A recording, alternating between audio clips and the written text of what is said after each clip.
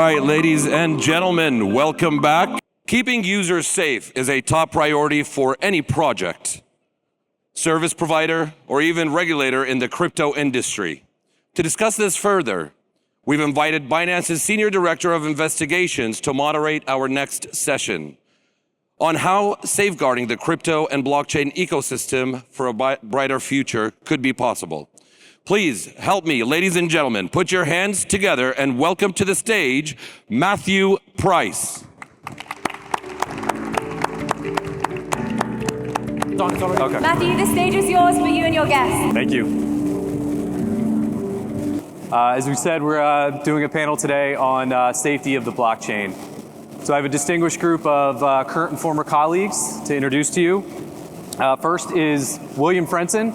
He's a partner with Morrison & Foerster law firm in San Francisco, California, a former assistant United States attorney in the U.S. Attorney's Office for the Northern District of California. And I have here with me Yuli Lee from Chainalysis, the senior counsel of Chainalysis, and a former assistant United States attorney with the U.S. Department of Justice in Washington, D.C. Here in the center, Niels Anderson-Roed, senior director of investigations at Binance for the Europe and Middle East region. Joe McGill from TRM Labs, the Global Investigations Team, a former special agent with the United States Secret Service.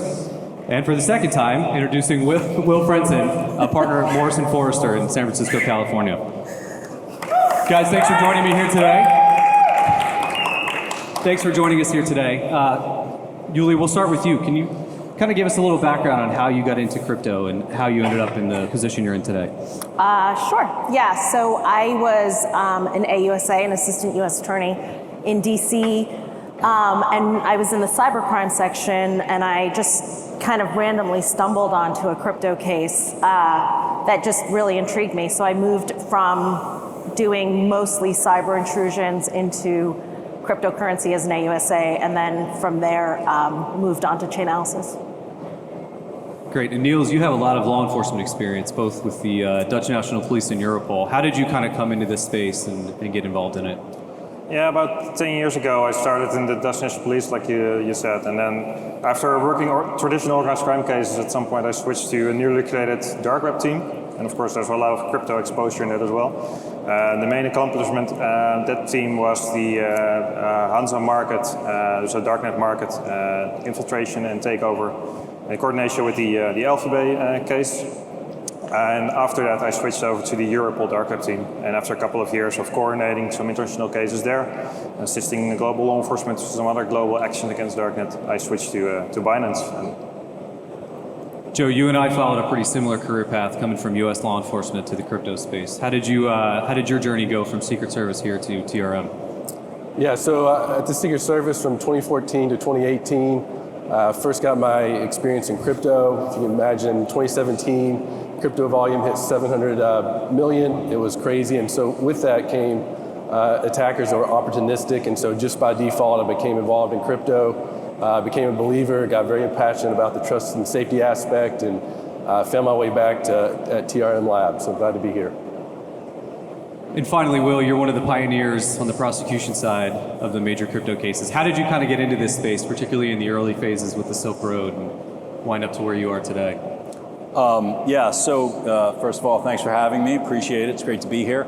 I started in probably 2012, and I'd been at the U.S. Department of Justice for quite a while, and in San Francisco, California, and actually supervised the original arrest of Ross Ulbricht from Silk Road fame because he was arrested in San Francisco as a New York case, but we handled that aspect of it. And at that point, I was sort of like, what is this? What's going on? And being in San Francisco, which we consider to be a tech center of the universe, we should be in the forefront of these kinds of cases.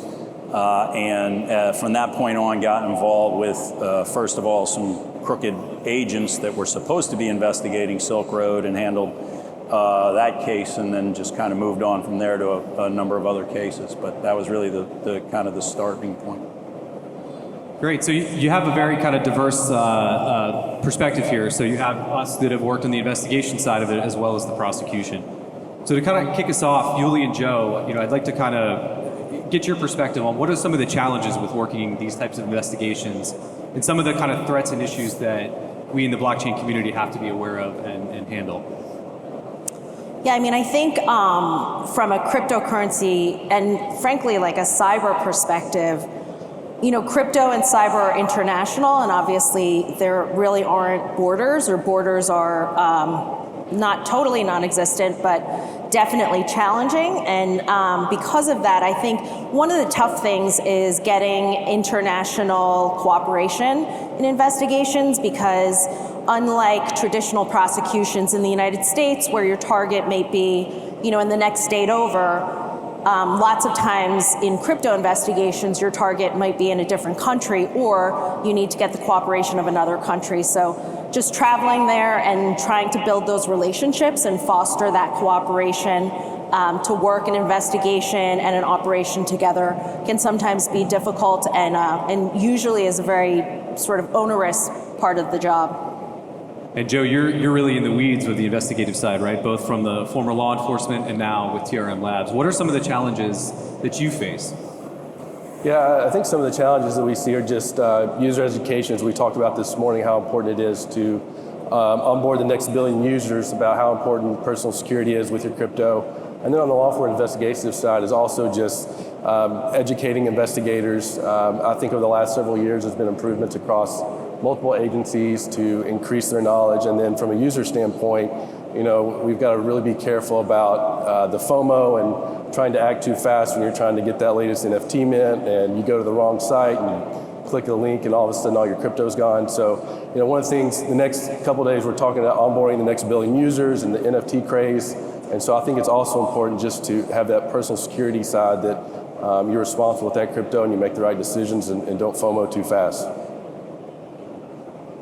Thanks, Joe. So Niels and Will, you guys have been involved in some very famous large-scale cases. And we heard from Yuli and Joe about the challenges that come up in these investigations. How did you guys overcome some of these issues? You know, for example, Niels, you worked on the Hansa Market case. How did you guys kind of overcome some of the challenges of identifying users and following the crypto transactions?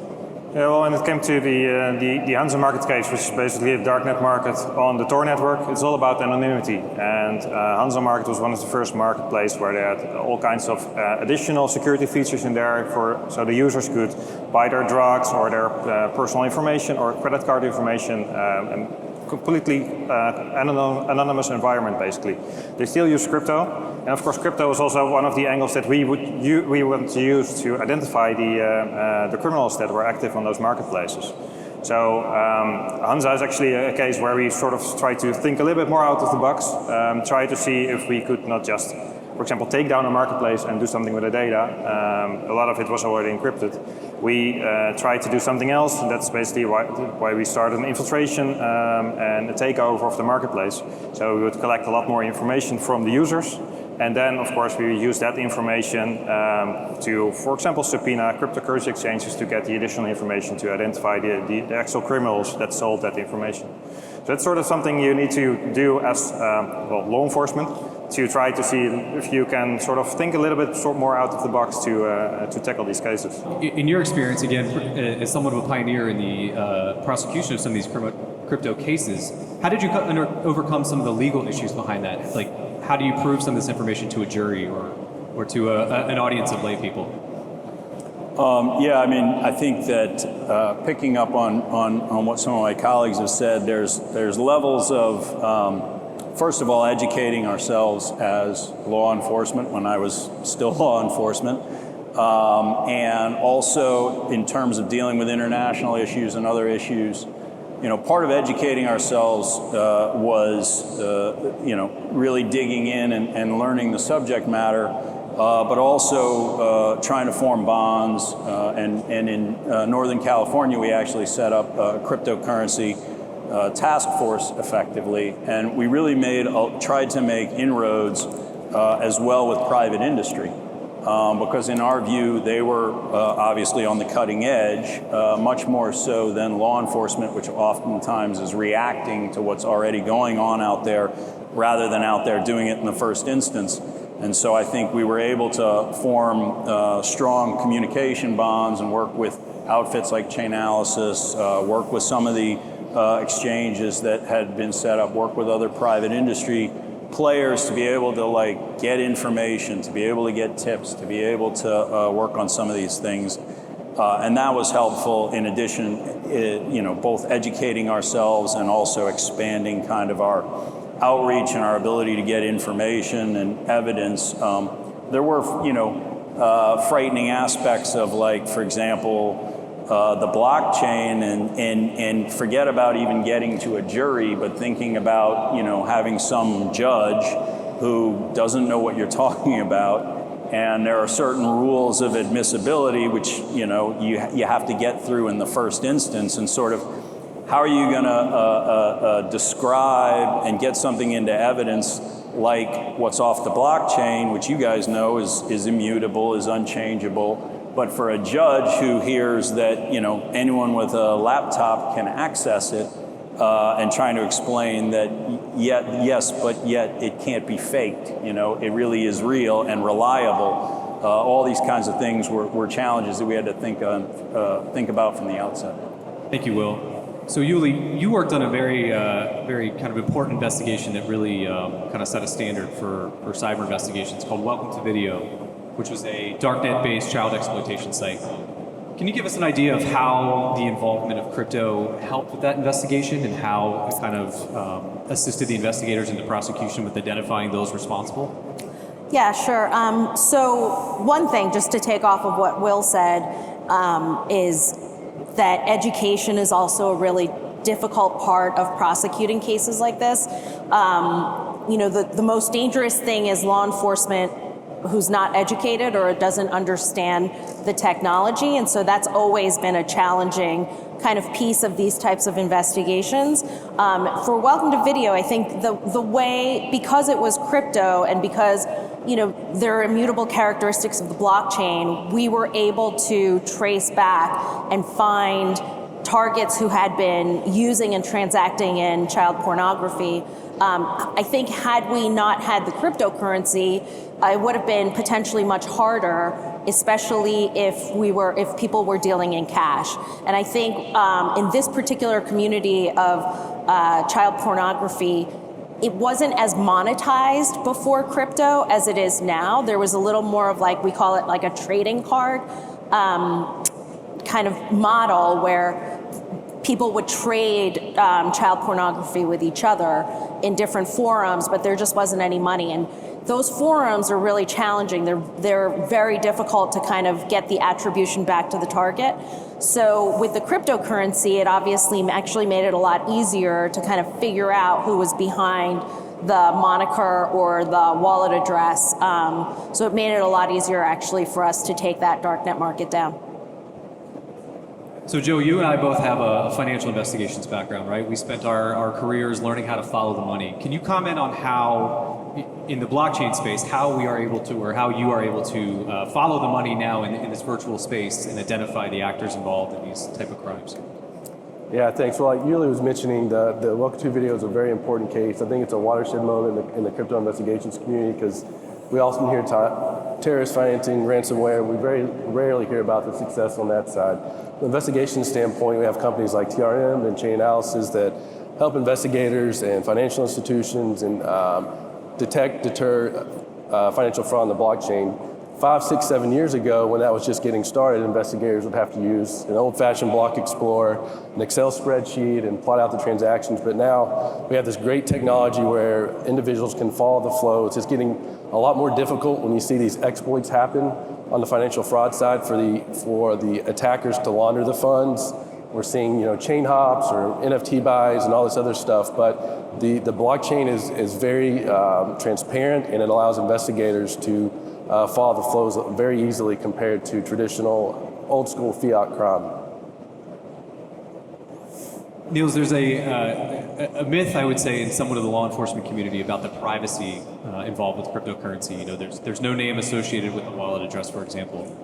Can you comment on how both in the private sector, how we can assist with investigations and identifying some of these actors, similar to what Yuli did with Welcome to Video? Well, of course, the most common commonly used coins are like pseudonymous, so there's no names attached to the specific address, but as soon as an address touches a cryptocurrency exchange, then in most cases there is KYC information. And that's the information that law enforcement can request, so then you have your attribution. So if the cryptocurrency exchanges have like the proper checks and balances in place, that sort of anonymity chain is broken. Of course, there are some privacy coins out there, which is a little bit more complicated to find the attribution to those addresses. But in the end, they probably still have to be exchanged to fiat at some point, and then you still head on an exchange. So it's sort of a myth. It's some cases it's actually more easier to track the money. I mean, if you had your traditional finance cases and you were investigating money laundering, you were just waiting for that big bag of money that would move from person A to person B. You had to do wiretaps and observations and all kinds of things. Now you can just monitor the blockchain and see those large transactions, and then at some point they flow to an exchange, and then you know which exchange you need to have. And tooling like Chainalysis and TRM definitely helpful to get the attribution to the clusters, and then you can more easily trace it to the exchange. Will, Niels kind of talked about how we follow the money, and he mentioned KYC and cooperation from exchanges. Can you talk a little about how cooperation with private entities, exchanges, tracing companies, things like that, have assisted in the investigations in the cases you've led? Yeah, I mean, I don't think we've had one of these cases where we didn't end up working with private industry in a variety of different ways.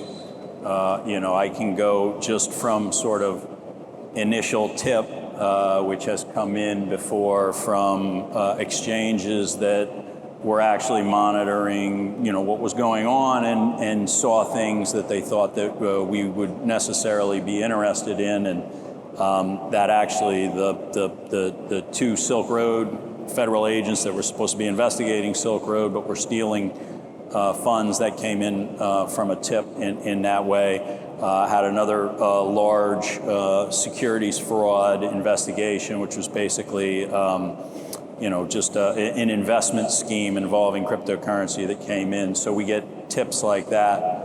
We've also had a lot of success in getting assistance in seizing what we knew were illegal proceeds, in communicating with the private industry about that.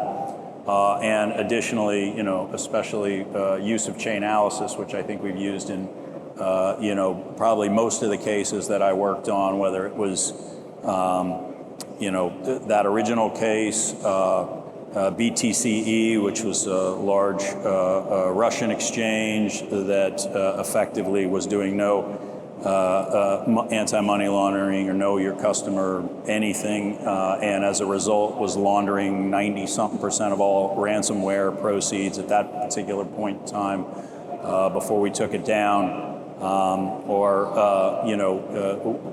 any number of additional cases. And I'll just say, in addition, we've had great help from private industry, because sometimes they end up being the victim. For example, when Twitter was hacked, and recently, a couple years ago, when they hacked the accounts of, for example, now President Biden and Barack Obama and Kanye West and others, they were great assistance to us in working on that, along with the crypto industry as well. Yuli, we talked about some of the work that law enforcement and government has done with exchanges and analysis companies such as Chainalysis, but can you comment on the importance of the public-private partnerships in this space, particularly as the technology evolves and the adoption is wider? Yeah, I mean, I think the partnership is, honestly, it's invaluable, in large part because for the public sector, it is difficult for us to find, or for the public sector, for the government to find on-ramps and off-ramps of money, and that actually is where we get our attribution information from. But then on top of that, industry is really at the forefront of crypto and tech. Not so much government. Government's a little more reactive, as well said. So, when industry will see certain patterns and trends in a way that the public sector just won't see. And so those tips are also really invaluable to us. And, together, I think the partnership actually makes for a stronger cryptocurrency, for a stronger blockchain technology. And so that, to me, is like a very important partnership that needs to be fostered. Thank you. So Niels, we've kind of talked about the techniques used and the successes that law enforcement and private sector have had working together on investigations. What do you see as kind of the future, particularly as crypto adoption is wider? What are the important steps that users, exchanges, analysis companies, as well as government agencies need to take to keep pace with developments and continue to protect the blockchain? Well, to add to what Julie said, I think the public-private cooperation, that's essential, and that needs to sort of, it probably needs to develop a little bit more. What we're currently working on, at least in the Binance investigations team, we're working hand in hand on some of the more important cases around ransomware and also around CSAM and terrorist financing as well. That kind of partnerships, if you first build trust between the public and private partnerships, that's of course very important, but as soon as you sort of agree on your approach, then you can do a lot to make the industry a little bit more safe as well. Of course, for our team, it's also important to keep the exchange itself safe, to keep the users' funds safe as well. But that's basically essential in the next couple of years to sort of make this still young crypto space a little bit more resilient against the attacks. Joe, there's been a lot of news lately surrounding crypto, particularly with some of the events in Europe. Can you comment on how, particularly the private sector, such as TRM and exchanges like Binance, how we're working together and how we're working with regulators and the government to address these issues and kind of move it forward? Yeah, great question. As we talked about so far, the blockchain is very transparent, and when there's events worldwide that could affect individuals across the globe, and there needs to be some type of sanctions enforcement to ensure that illicit actors are not moving funds across the blockchain. Our partners like Binance and others are very helpful in identifying these individuals and making sure that blockchain analysis software like TRM Labs and Chainalysis reflect that so customers know when they're interacting with sanctions. And that partnership is very crucial to ensure that information gets passed from not just the TRM Labs or Chainalysis to law enforcement agencies, because when we have these partnerships, we're able to work closer together. We're able to coordinate across the globe, whether you're a bank or a fintech company sitting in Dubai or you're a law enforcement agency sitting in Europe. So I think partnership is key to ensuring that we're able to identify those key sanction issues. Great, thank you. Will, so we talked about the partnerships between private sector and government. Can you talk about a bit of the dichotomy in crypto? It started as a privacy project. Obviously, it is much more widely accepted now. Where do you draw the line? What's the balance between privacy and openness of the blockchain? Great question. Not trying to stump you, but no, I mean, I think that you hit a certain point where there obviously are issues there, and people need to decide what they are comfortable with, because I think a lot of it is defined by the technology itself. In the sense of, certainly the openness. I do think that, there can be serious privacy concerns. Those aren't necessarily in the front of your mind when you're investigating something and you're trying to figure out who's who and you're dealing with it. But obviously we do recognize the privacy concerns within government, and it was something that we felt very strongly at the outset of investigating these kinds of cases, that there's nothing wrong with the technology. It's just sort of in what way is it applied, and some people are going to abuse it the same way that they abuse cash or any other form of currency. And so we at that point you got to step in. So I mean, clearly some regulation is necessary, which can be a impediment to privacy in some people's view, but some of it is clearly necessary. And I think that there are limits, there are lines to be drawn, but I think something to consider is that the regulation is not only necessary, but oftentimes, so long as it's not prohibitive to the innovation, let's say, it can go a long way in sort of bringing the industry into the mainstream. And I think that Now, the big issue, and I think the big problem right now, is clarity. And I think that a lot of the industry is just looking for clarity on these kinds of issues. And okay, yeah, of course there's going to be some form of regulation, but what is the regulation, and are we just shadow boxing here, which I think has been a frustration of industry for quite some time.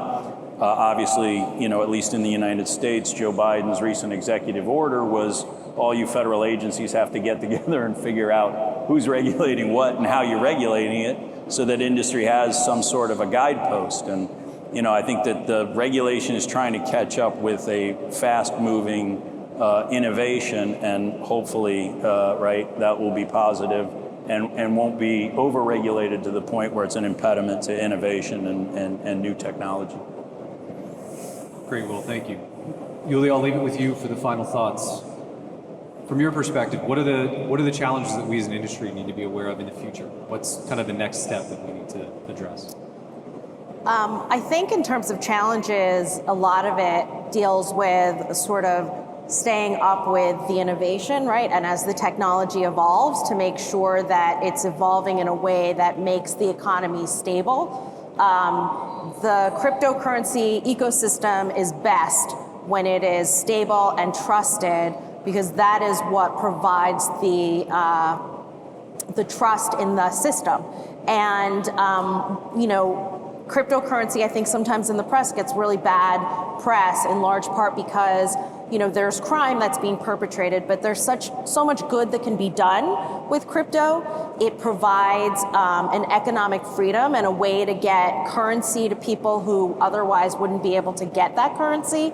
And particularly right now in this climate, that's obviously something that that is really important and sometimes really necessary for certain economies. So I think going forward, just the big challenges are, the innovation keeps happening and turning, and it's just a question of just making sure that it's happening in the right way, so that we keep the ecosystem nice and stable. Great points, Yuli. Well, everybody, we appreciate your time. Yuli, Niels, Joe, Will, thank you so much. Great insights, and looking forward to working together as we go on. Thank you, everybody. Thank you.